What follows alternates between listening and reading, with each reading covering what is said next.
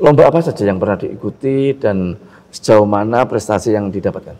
Sejauh ini untuk prestasi paling eh, yang paling bagus dari Anargia itu Pak, tahun lalu tuh kita pernah membawa konversi motor listrik dari motor yang pakai mesin biasa itu Pak, kita konversi menjadi motor listrik yang kita bawa lomba di PLN ICE tahun lalu. Dan alhamdulillah untuk tim kami itu meraih juara 1 Pak. Juara 1 ya? Nggih, betul. Jadi untuk keunggulan dari produk kami itu nyaris seluruh bagian dan komponen motornya itu menggunakan parts dari Indonesia Pak. Ayo rek jagongan karo caci iso hahahihi oleh inspirasi utang dipikir keri jangan konco-konco bareng-bareng lungono timbang kowa-kowa ayo jagongan bareng jagongan Surabaya.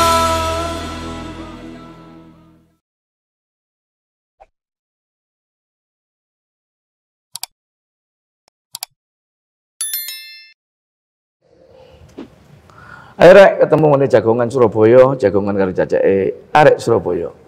Sekarang kita berada di gedung Molina Mobil Nasional. Tempatnya adalah di kawasan Institut Teknologi 10 November Surabaya. Dan tentunya kalau kita ngomong mobil nasional, ini tadi kita sudah keliling-keliling dari satu tempat ke tempat lainnya, dan kebetulan kita akan jagongan ngobrol mengulas tuntas masalah mobil listrik, di mana ITS ini adalah salah satu institusi yang telah banyak berinovasi mengembangkan mobil listrik maupun sepeda motor listrik, baik itu yang dalam event di event-event formula maupun desain-desain yang mereka ikuti. Dan kita lihat sendiri beberapa penghargaan yang mereka terima nanti akan dijelaskan oleh dua anak mahasiswa yang tergabung dalam tim Aknaya ya? Anargia. Nanti dijelaskan Anargia itu seperti apa, kenapa diambil nama Anargia, dan tentunya semua itu ada arti dan maknanya. Di sebelah kiri saya adalah Raffi Ferdianur, mahasiswa ITS dari Teknik Mesin Industri angkatan 2020. Di sebelah kanan saya Fadil Rahab dari mahasiswa Teknik Elektro angkatan 21 sebagai Public Relation dari Anargia. Oke. Terima kasih. Kedua anak ini adalah yang telah banyak berinovasi membangun daripada mobil listrik dari kakak kelas-kelasnya dulu. Mereka sekarang ini berlanjut kepada adik-adik kelasnya, dan mereka berdua ini adalah dua anak yang tergabung dari 50 anak yang di Atnakya ini. Tolong jelaskan, untuk Atnakya ini berdiri sejak kapan sebenarnya? Iya Pak, jadi untuk berdirinya Anargia itu tahun 2018. Ya, jadi diawali dari kakak tingkat kami, angkatan 2017, ada student exchange di Cina gitu Pak, belajar tentang electric vehicle. Nah dari sana kakak tingkat kami itu pulang dari Cina itu, ya alhasil membentuk sebuah komunitas. Komunitas itu dulu itu mulai dari go-kart listrik dulu, dan alhasil muncullah nama Anargia. Jadi awalnya tahun 2018 Pak. Sekarang ini yang dari warisan kakak kelasnya, yang sekarang dikembangkan dari Anargia ini apa rencana selanjutnya? Nah, untuk Anargia sendiri Pak, tadinya itu kan memang kita berdiri sebagai komunitas sendiri. Tapi untuk sekarang itu sejak tahun ini Anargia itu sudah diwadahi oleh UKM Otomotif dari ITS. UKM Otomotif ya? Nah, jadi UKM Otomotif ITS ini nggak cuma terdiri dari mobil listrik aja. Ada yang bersifat udara seperti pesawat, ada juga kapal dan segala macam. Khusus Anargia sendiri itu warisan yang kita lanjutkan di generasi kita itu ada dua Pak. Yang pertama itu ada mobil listrik yang mau kita bawa ke Jepang, yang namanya adalah Formula EV Mark II, dan yang satu lagi yang sudah dilombakan tahun lalu itu adalah motor listrik yang namanya Tevin, Pak. Tevin ya? Nggih. Nah, kok saya melihat ada banyak anak yang tergabung di situ dan berbagai macam jurusan tentunya ya, sebagai tim sekitar 50 anak. Apa saja sih yang mereka lakukan sebanyak itu? Iya, Pak.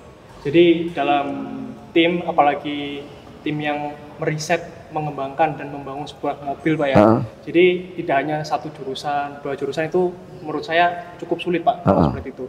Karena untuk membuat mobil itu perlu banyak disiplin ilmu juga kan, Pak.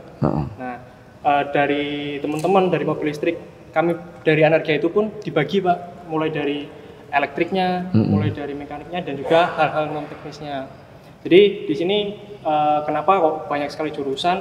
Ya karena diperlukan banyak disiplin ilmu, mulai dari bagaimana cara merancang baterai, bagaimana cara merancang sistem-sistem safety dari tegangan rendah, tegangan tingginya seperti apa, lalu dari hal mekaniknya, mulai dari stabilitas mobilnya seperti apa, lalu endurance-nya seperti apa, kekuatan sasisnya seperti apa, jadi gitu, Pak. Nah, jadi yang dilakukan teman-teman itu mulai dari mendesain, merancang, menghitung, dan membangun sendiri mobil formula. Sampai mekanikalnya? Ya, sampai mekanik. Lomba apa saja yang pernah diikuti dan sejauh mana prestasi yang didapatkan? Sejauh ini untuk prestasi yang paling bagus dari Anargia itu, Pak, tahun lalu tuh kita pernah membawa konversi motor listrik dari motor yang pakai mesin biasa itu, Pak, kita konversi menjadi motor listrik yang kita bawa lomba di PLN ICE tahun lalu. Dan alhamdulillah untuk tim kami itu meraih juara 1, Pak. Juara 1 ya? Iya, betul. Jadi untuk keunggulan dari produk kami itu nyaris seluruh bagian dan komponen motornya itu menggunakan parts dari Indonesia, Pak. Lokal. Dan salah satu parts yang utama itu adalah motornya, di mana motor listrik kita tuh yang menggunakan merek dari Indonesia namanya Braja, Pak. Nah, itu di situ kita jadi nilai plusnya dibanding tim lain karena rata-rata tim lain itu menggunakan motor dari luar. Dan motor itu setelah menang di kompetisi tersebut itu dibawa ke acara G20 di Bali. Oh, G20 di Bali. Betul, Pak. Dipamerkan di sana ya? Dipamerkan di sana. Wah, dicoba nggak di sana? Dicoba beberapa pejabat juga, Pak, gitu? seperti Pak Ridwan Kamil ikut coba mengendarai motor tersebut, Pak. Ya, selain dari perlombaan PLNS itu, Pak, kami tahun lalu itu juga menjuarai event Formula Student Electric Vehicle juga. Di mana itu? Itu yang mengadakan India, Pak. India? Iya, di India. Jadi ini, Pak, juga pialanya juga pialanya semua. Kami di event tersebut itu overall juara 2, Pak. Kami di acara tersebut memborong 4 penghargaan sekaligus. Di India sana ya? Iya, di India. Jadi tim manajemen kami juara 2. Lalu engineering desainnya itu juga juara 2. Lalu software and integration algorithm itu juara 3. Dan overall eventnya kami juara 2. Jadi itu sangat membanggakan, Pak, ya. Dalam satu event kami memperoleh atau memborong 4 penghargaan sekaligus. Ya. Itu khusus student ya. Jadi anak-anak yang masih mahasiswa yang ikut berlomba di sana ya. Iya, benar, Pak. Dari negara mana aja yang? Kalau yang dia kemarin hanya dari India dan juga Indonesia. Oh, Indonesia sama Indonesia. Ya. Selama ini untuk membangun dan merancang bangun sebuah mobil listrik atau motor listrik, kesulitannya apa? Beberapa kesulitan dari kita itu, Pak. Yang pertama, kita itu dari sebelum kita mau lomba kita harus tentukan dulu, Pak, spek mobil yang mau kita bawa itu seperti apa. Di situ kita melakukan simulasi dengan bentuk trek yang sudah disediakan oleh panitia lombanya. Nanti di situ kita melakukan kalkulasi sehingga kita tuh mendapatkan berapa banyak energi yang kita butuhkan, terus berapa besar tenaga motor yang kita butuhkan, terus untuk bobot maksimalnya berapa, sampai yang terakhir itu kita harus juga menentukan safety sistemnya, Pak. Seperti itu. Dan dari teman-teman non-teknikal juga itu, kita sebagai komunitas itu, Pak, kita juga ingin mengenalkan juga dan mengedukasi kepada masyarakat bahwa mobil listrik dan kendaraan listrik itu merupakan masa depan dari itu. Dan di situ kita tuh juga berusaha untuk dari segi finansialnya juga, Pak. Itu salah satu tantangan terbesar kami itu bagaimana caranya kita mencari sponsor supaya kita bisa membiayai seluruh tim kita untuk bisa berangkat lomba seperti itu, Pak. Setiap kegiatan kan mesti membutuhkan suatu biaya yang besar.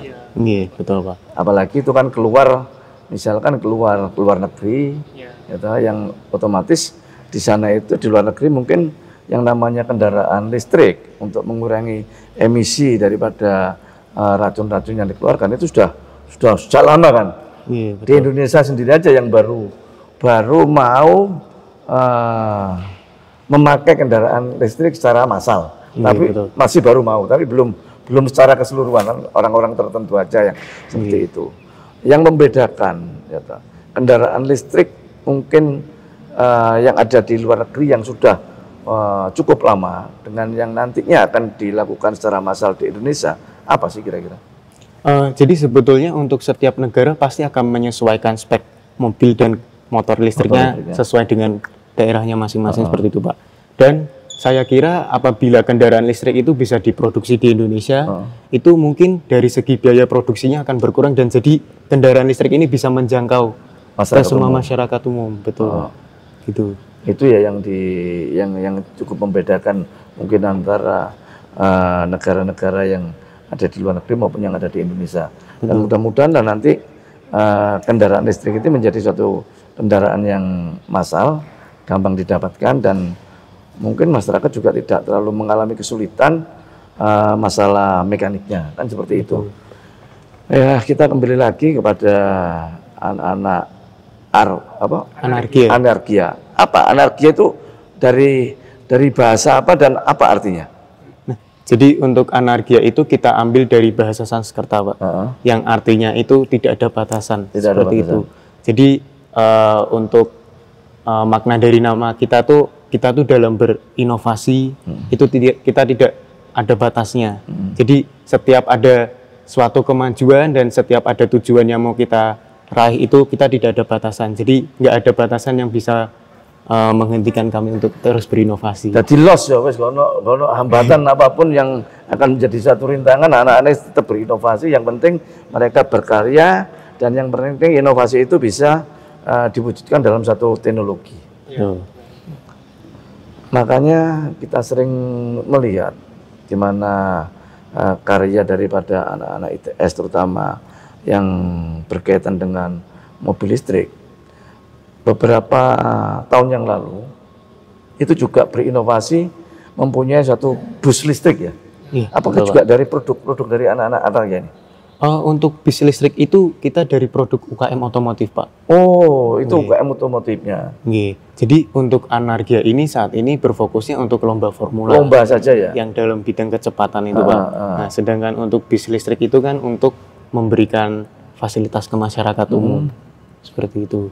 Kalau yang membedakan anaknya dengan UMKM mobil listrik ya, itu apa yang membedakannya?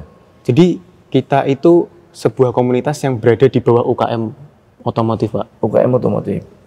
Di situ ada beberapa tim, termasuk kami. Cuman karena kita mempunyai bidang yang sama otomotif, jadi kita punya satu visi yang sama, Pak. Cuman biasanya untuk yang membedakan satu tim dengan tim yang lainnya itu biasanya dari kategori lomba yang diikuti. Begitu, Pak. Kalau UKM otomotif berarti yang diproduk, yang menjadi produksinya adalah untuk umum. Bukan? Gimana? Jadi untuk UKM otomotif ini kan adalah tim-tim riset gitu, Pak. Ini tujuannya untuk dilombakan. Jadi dilombakan juga ya? Dilombakan itu, Pak. Jadi dari perlombaan tersebut kan kami bisa riset itu, Pak, ya, mengembangkan suatu teknologi. Nah, dan kami juga berharap kalau teknologi yang kami riset untuk perlombaan ini juga bisa nantinya diimplementasikan ke masyarakat umum. Itu kan ada sepeda motor yang sudah beberapa tahun yang lalu ya, mungkin kalau sepeda motor gesit itu sudah ada 5 tahun yang lalu kali saya. Ya, ada. Ya. Untuk iya. Ada 5 tahun yang lalu aja lah. Nah, itu termasuk di bawah UKM otomotif. Bukan, Pak. Bukan lagi? Beda lagi. Bukan UKM. Cuman ini, Pak. Molina. Oh, Molina. Gesit itu yang mengembangkan dulu itu Molina. Dan untuk dulu lahirnya Gesit juga di belakang sini, Pak. Di sini juga ada assembly lainnya juga. Assembling. Ya, assembly lainnya juga Gesit dulu juga di sini.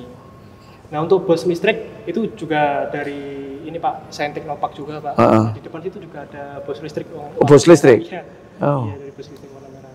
Nah, itu juga dikembangkan oleh STP, Molina, dan itu juga teman-teman dari Nargia, kakak tingkat zaman dulu itu juga ikut membantu. Seperti halnya Lowo Ireng yang di belakang. Iya, iya. Ya, itu juga dari kakak-kakak kami juga ikut membantu gitu Pak.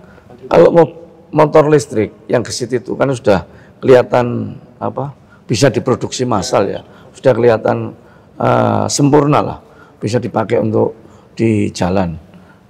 Kerjasamanya sama siapa kalau produksi massal seperti itu?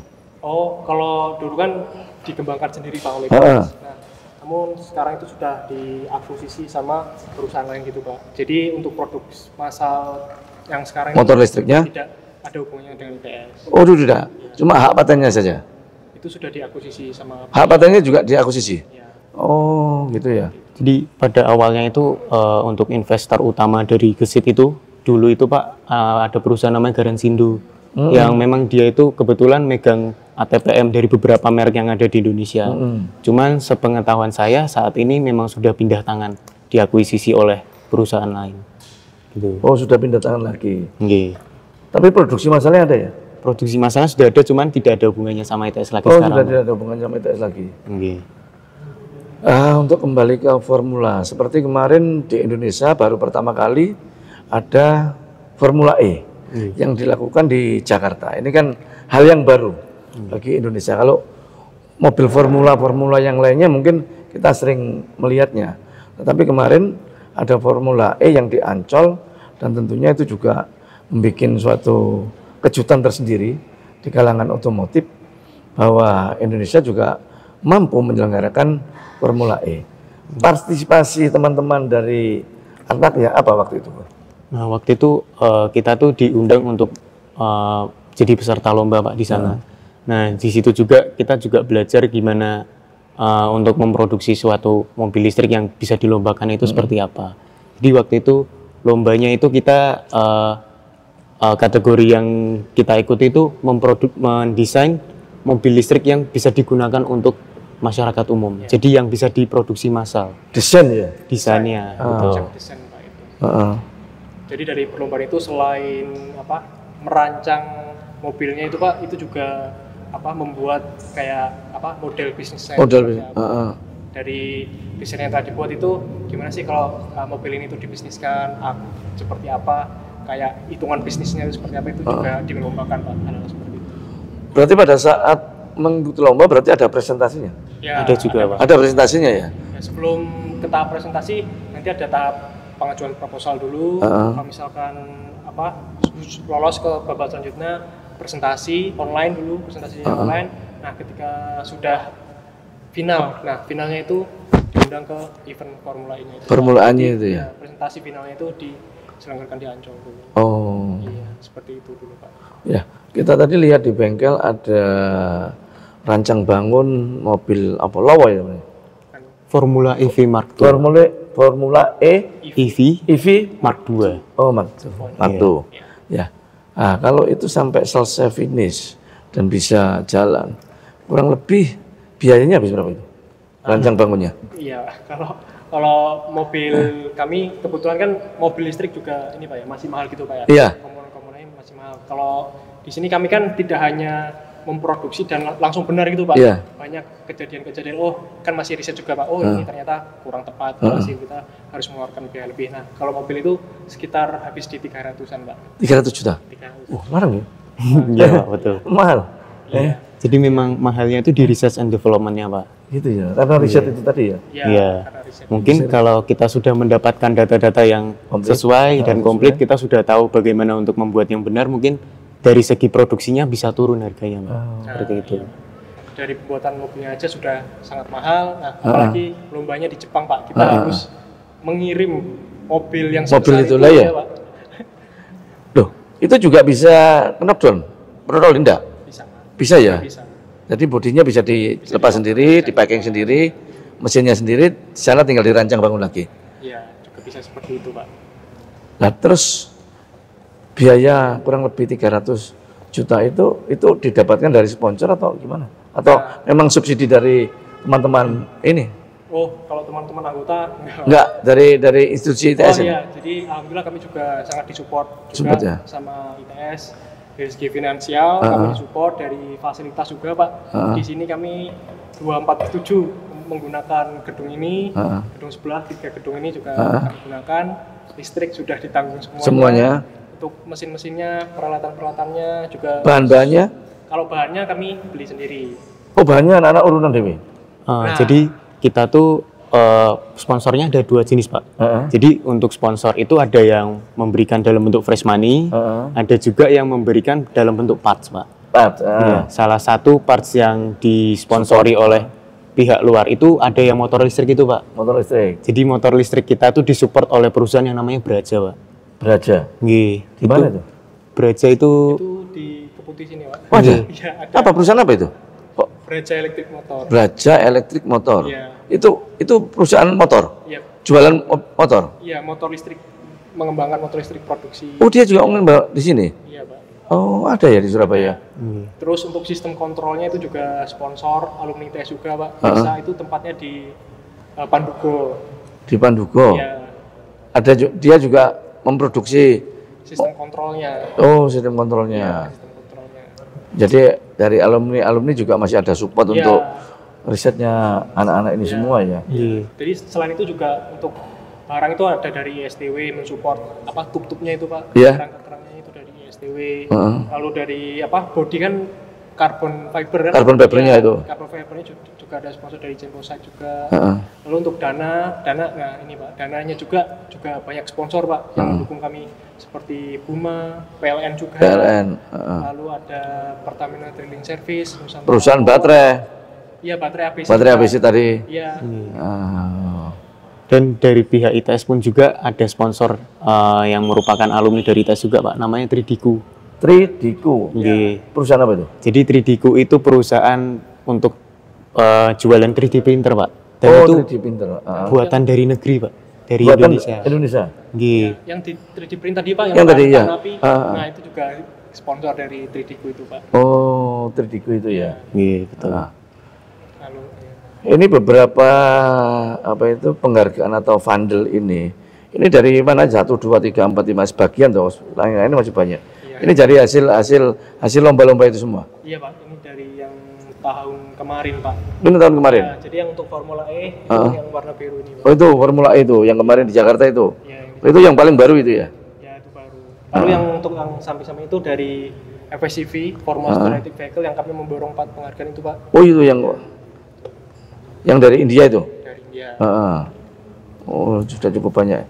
Mungkin yang terakhir, jadi apa sih kira-kira yang menjadi mimpimu untuk mobil listrik, khususnya yang ada di Indonesia, baik itu motor maupun untuk mobilnya sendiri? Karena makin lama kita itu kan mau nggak mau harus dengan adanya satu teknologi yang cukup maju, mobil listrik ini menjadi satu kebutuhan seperti mobil yang sekarang ini. Nah, apa kira-kira? Kalau dari saya itu, Pak, salah satu amanat dari Pak Jokowi itu kan adalah untuk mencapai net zero emission pada tahun 2060. Nah, itu memang kalau dibandingkan dengan negara lain itu kita cukup terlambat. Jauh, sangat jauh. Nah, tapi harapan kita sebagai salah satu penggiat khususnya di kendaraan listrik ini, kita berharap supaya pencapaian net zero emission itu bisa semakin cepat, Pak. Seperti itu. Lambat laun orang akan terbiasa untuk memakai mobil listrik. Iya, betul. Di samping untuk kesehatan, tentunya ini ya mengurangi benar-benar zero emisi yang ada di luar kita ini kan begitu. Betul, Pak. Nah, kalau kamu? Nah, kalau harapan dari saya ya ini, Pak, semoga kita semua bersama, Pak, mulai dari pemerintah, khalayak umum, bisa berkomitmen gitu, Pak. Kan Pak Jokowi juga memerintahkan percepatan kendaraan listrik gitu, Pak, ya. Betul. Ya, dari pemerintah sudah mensupport sedemikian rupa. Nah, kami sebagai seorang mahasiswa juga di sini juga kami belajar, Pak. Kami belajar tentang kendaraan listrik. Semoga nanti ketika kami sudah lulus, kami bisa semoga bisa jadi inisiator gitu, Pak, ya, inisiator kendaraan listrik, membuat produk massal Indonesia gitu, Pak. Nah, harapannya seperti itu, Pak. Paling tidak di antara sekian institusi ITS ini kan Indonesia bagian timur yang telah melopori adanya kendaraan listrik. Di samping universitas-universitas yang lainnya kan begitu. Tapi enggak, ITS sudah melopori duluan kan seperti itu ya. Iya, betul. Dan inilah yang menjadi kebanggaan kita sebagai arek Surabaya. karena ITS ini memang tempatnya di kota Surabaya, dan Surabaya juga akan mensupport, selalu membantu, dan kita memberikan sesuatu yang terbaik apa yang dilakukan oleh anak-anak kita untuk masa depan kota ini, juga seperti apa yang menjadi cita-cita Presiden, yaitu bahwa udara di luar sana supaya bisa zero emisi, kita harus menggunakan kendaraan listrik. Saya kira itu, terima kasih untuk anak-anak yang sekarang ini bersama kita, dan tentunya mudah-mudahan tim dari Anargia ini bisa berkembang terus dan bisa semakin maju, bisa memberikan sesuatu yang terbaik untuk kota Surabaya, untuk Jawa Timur, bahkan untuk Indonesia. Terima kasih.